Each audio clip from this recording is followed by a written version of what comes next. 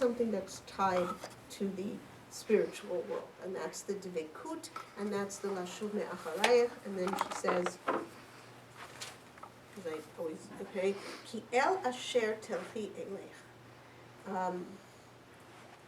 Wherever you go, I will go, and Rashi here delineates based on the Gemara that this is actually the various mitzvot that she was saying, that I'm going to take upon myself. Wherever you go, I will go. You don't leave the Tum Shabbos, I don't leave the Tum Shabbos. Asher talini alin. Wherever you sleep, I will sleep. You won't sleep in a house of avodah zarah. You won't sleep in a place that hasn't had a mezuzah for, more than 30 days. I won't sleep in a house of avodah zarah. I won't sleep in a place that has mezuzah for more than 40 days.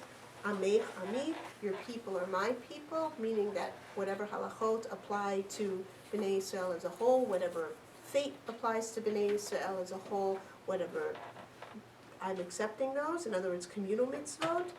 Elokayach Elokai, your God is my God, your mitzvot ben adam l'chavero, ben adam l'makom are mine. The fact that you consider him one God, the God that took you out of Egypt, all of that, Anochi. This is another reason why we read this on Shavuot. But Asher Tamuti Amud, however you should die, I will die, even if it's Mitot Besdin, even if it's the 4 different deaths that the High Court can mete out. Visham Akaver, and wherever you are buried, meaning that there are laws of where a Jew can be buried and how a Jew can be buried, I accept them. Ko Ya'asun Ya'aseh Hashem Li, V'ko Yosifu. So should Hashem do to me. Where she's basically saying, look, even if you don't accept me, I am now putting myself in God's hands. Again, this is reiterating to Naomi and saying to her, this is not just about you. This is not just about a relationship between 2 human beings. This is also about my relationship with Hashem. Ki hamavet yafri beini ubenech, and I refer back to that word, yafrid, and we talked about this the first time when we talked about Abraham and Lot, but this idea, the idea that preda is a permanent separation, and this is now the beginning of the return. Again, this idea of returning, which is a mantra in this parak, that she's saying that Lot, once upon a time, there was a permanent separation between my people and your people. And that was a separation of choice. I am saying to you, Naomi, that at this point, the choice that I am making is to return to those people. That choice I am putting in God's hands as much as I'm putting it in yours. And that choice to leave will never be a choice anymore that I am making. It will only be a choice that Hashem can make in the form of death. So this is the polar opposite of what Moab is known for, right? If we say that Moab is known for, Lot is known for, Moab is known for selfishness, for deviousness, for cutting off your nose to spite your face even, economically, then she's doing exactly the opposite. She is giving over of herself selflessly. There's nothing in it for her economically. And she's being completely open. It's like that concept that the Rambam tells us that in order to do true teshuvah in a way, you often have to do one of 2 things. One, to correct a bad habit, you have to go to the opposite extreme for the purpose of coming back to a healthy middle. The other is you have to be basically put back in the same position. The analogy that he gives is so poignant. He says that a man has had an affair with a married woman and he's back in a room with her, alone with her, has the opportunity, has the motive, has the desire, he still loves her, he still desires her, and he walks out of that room, not because he doesn't love or desire her, but because he knows that he has done wrong and he walks away from it. So what's going on here is actually, a little bit of both. She's saying that I'm going back to that opposite extreme. I have the motive to walk away. I might even have the personal desire to walk away. I'm not going to. And ultimately, this is one of the reasons why Naomi said, she stops. She doesn't accept her, which is really interesting, but she stops pushing her. And it says that Naomi saw that she was persisting, right? V'atera kimit ametzet, that she's persisting, that she's pushing, and therefore she accepts her. V'techdal lidaber eleha. She stops talking to her. She doesn't accept her, but she stops. They then come back to Beit Lechem, and the town, like any good Jewish town, starts to buzz. Right? Hazot Naomi. They see that Vatashav Naomi, we are in, I think, verse, I can't see what that says, Kaf Bet, 22. Vatashav Naomi Verut HaMoaviyah Kalata Ima. And Naomi, here's that word again, comes back, and Ruth the Moabite, her daughter-in-law, with her. Just by the way, there's a difference between et, using as with, and im, using as with. Right? The word et can also mean, it could be not that just like really bizarre, undefined thing that you put in front of a direct object. I think it's the direct object, right? Right? But et can also be, right, Vahit Hashem hitalech, no, that's the im. You can use it, it's used to mean with. The difference between et used as with and im used as with is that et just connotes a physical going side by side, whereas im connotes being put together. And the way that somebody once demonstrated it, which I think is very profound, is that if you think about how the letter ayin is formed, right? It's this one line that's intertwined. Originally the ayin was on its side because it means eye, so it was like the shape of the eye, it was like that Egyptian eye with the two little things here. But it was like one line that is circular and intertwined. I just thought that was an interesting thing. And the Mefarshim here point out that the fact that it says Rut Kalata Ima, meaning that she's coming with her not just in body, but she's coming with her in spirit. And again, to bring it to the modern day, woman leaves community, goes to enemy territory, okay? Goes to Ramallah, comes back to Teaneck with Palestinian daughter-in-law. Thank you, okay? Yeah, or go back, I don't know if any of you ever saw either the play or the movie Driving Miss Daisy, but like that wonderful scene where Daisy, who's this old white southern assimilated Jew, where she shows up, or she's so that the chauffeur actually walks into the temple with her. This is towards the end of the film, and like everybody's turning to look at this black man who's walking into this white place, and once upon a time, when the N-word wasn't considered as offensive as it is now, and you could still say it for educational purposes, but that's what Moaviyah was. It is the equivalent of calling somebody that word. It was pejorative, it was noticeable, it was so. When she said that Ruth the Moaviyah, it's Ruth the black chick, or the Palestinian chick, or the Nazi chick, or however, choose your pejorative. That's what it was, and the town reacts and says, Hazot Naomi, is this possible? This woman who left in the lap of luxury and like the height of acceptance in the Jewish community is now returning this impoverished woman. Does she dare even show her face in this community? Her husband died, her sons died, we all know what that means, God is punishing her. And to me, what's so redemptive about Naomi and what so teaches us is the dignity of Teshuvah, where Naomi says to them, this is the end of Perek Aleph, Vatomer, right, the women say it's this Naomi, Vatomer Alehem, and she says to them, Al tikra'ena li Naomi. Don't call me Naomi anymore. Kar'ena li Mara. Call me Mara. Why? Ki Ki Heimar Shaddai Li Me'od.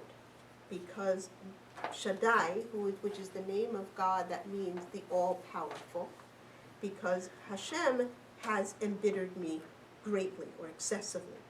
Ani melei halachti, I left full. V'reikam heshivani Hashem, and empty-handed or empty, God has brought me back. Lama tikra'ena li Naami, why are you calling me Naami? V'Hashem anabi, and God bore witness against me. V'Shaddai herali, and the all-powerful one did bad to me. She mentions Hashem's name 4 times in 2 psukim. Okay, this is a woman who, even in her moment of great shame, says as follows: I acknowledge that what happened to me is a punishment from God. Therefore, I acknowledge that what I did was an avera, and now I am reaping the consequences. I am reaping the onesh for what I did. She doesn't argue. She doesn't rationalize.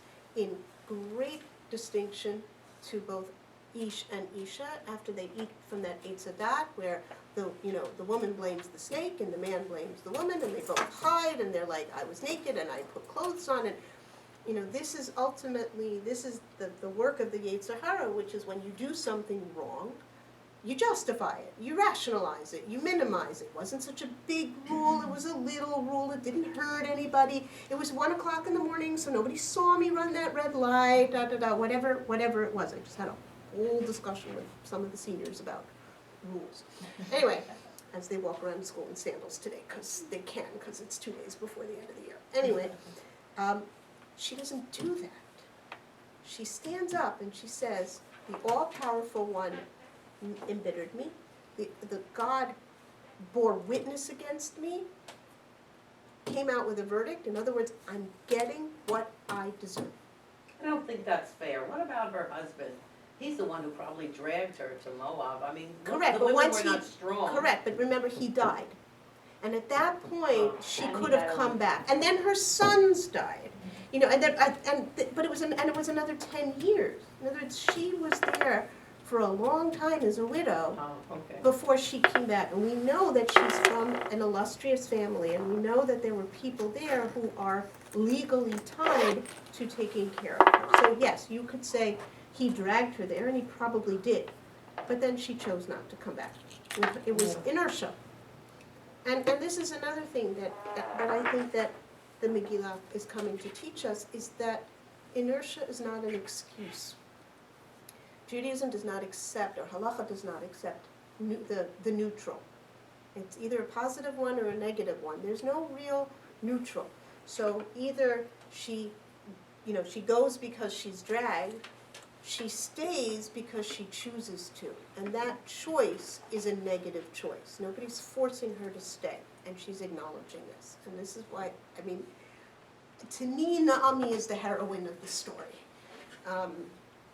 That, she accepts this, she takes responsibility for what she did, for how she did, and I think this is why, at the end of the story, she is called the mother of this Oved, and she's able to nurse it, and she and Ruth's persona melt. But we'll talk about that next week. Okay, I want to shift gears for a little bit and start looking at Boaz and see who is Boaz, what does he do, how does this fit into the Ruth Naomi story. And this is the beginning of Perek Beh. And it says, and Naomi had a relative, he's called a Modah, right? Naomi has a Modah, she has a relative, and he is the relative of her husband, because legally that's what he is. It's Elimelech's nephew. His father and Elimelech were brothers, okay? And he's referred to an Ish Gibor Chai. Again, we know that an Ish means somebody of stature. He is a Gibor, he is physically strong, and he's Chayil. Either Gibor Chayil means he's a great warrior, or you can read it that he's both physically strong and a man of integrity or a man of economics. Right? we're told by Yitro that the men that are chosen to be the Shoftim are supposed to be Anshe Chayil. What does that mean? And then it delineates what these moral qualities are, that they are God-fearing, that they resist bribes, that they are that they are Anshe Emet, and that they're men of truth, that they're men who pursue truth, right? So here he is, right? And his name is Boaz, and even his name connotes Bo-uz, that his strength is within him. Now, let's go back to modern scenario, right? If your relative moves back into town, that relative is poor, you have means, what is the expectation? What's the expectation in our community? You're gonna help them, right? You'll at the very least, you give them a place to stay for a little bit, you maybe give them a loan, you try to set, I mean, that's kind of these are the fundamental Jewish mores, right? You take that whole more of, you help them. And he doesn't. Let's add to this that it's very possible that Boaz was the shofet at the time. According to the Gemara, Iftzan, who's one of the shoftim, the list I've never memorized, Iftzan hu Boaz. So it's not just that he's a prominent man and a prominent landowner and a prince of his own tribe. He is the legal face of Judaism at that time. So if the legal face of, if the rabbi of the community, so to speak, does not welcome his aunt and daughter-in-law from the pulpit Shabbos morning, what does that say to the Kehillah? Maybe you don't have to, rejection. Right. It's a rejection. You don't have to, no, the aunt and the daughter-in-law is not kicked out of shul, but you might be a little bit uncomfortable going over to that aunt and daughter-in-law at Kiddush under the best of circumstances, and especially if the rabbi himself hasn't welcomed her from the pulpit. Again, you have to kind of think of this in modern day terms, but the fact that Boaz didn't openly welcome Ruth and didn't openly welcome Naomi was a statement. And, it's not until Paradalek where Boaz embraces her that the rest of the community does. So nonetheless, he is a good, moral, upstanding human being. And I mean that truthfully, with no sarcasm. And it tells us that he has a field. And Naomi says to Ruth, okay, look, do me a favor, go, and Ruth says to Naomi, okay, I'm now going to go and I am going to, I'm familiar with these laws of leket, that I am allowed to pick up stalks. I'm now going to go and I'm going to pick up stalks. We know she ends up in Boaz's field. Now, let's think about this, what this means now. Okay, again, let's put this into modern terms. This is saying, I, the Palestinian daughter-in-law, am going to go work for minimum wage in Glad Express, where everybody sees me, everybody knows me, everybody passes by me, day in, day out. I'm literally putting myself out there. I need a job. I'm an educated woman. According to the Gemara, she was the princess. She was the daughter of the king of Moab. She wasn't just anybody, right? So, and I'm gonna go work for minimum wage, and I'm gonna go work in a place where everybody sees me day in, day out.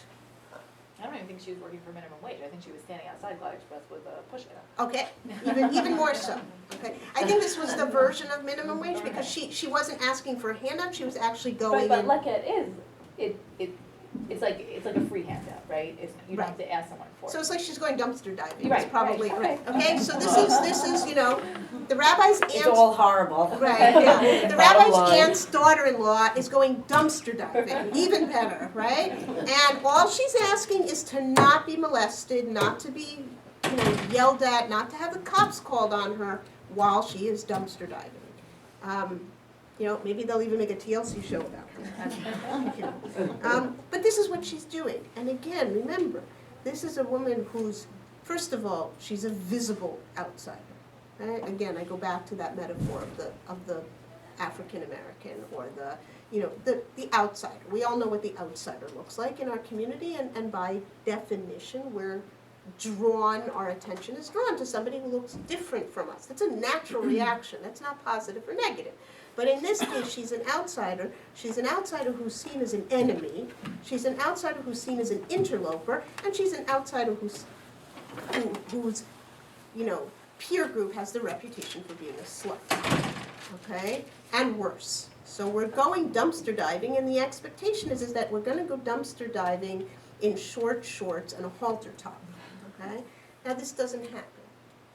She goes into the field, and she basically tries to be as incognito as possible, which is, jarring in and of itself. You expect somebody to look a certain way and act some certain way. There's a degree of dissonance, cognitive dissonance, which is like, wait, who's the crazy one here, her or me?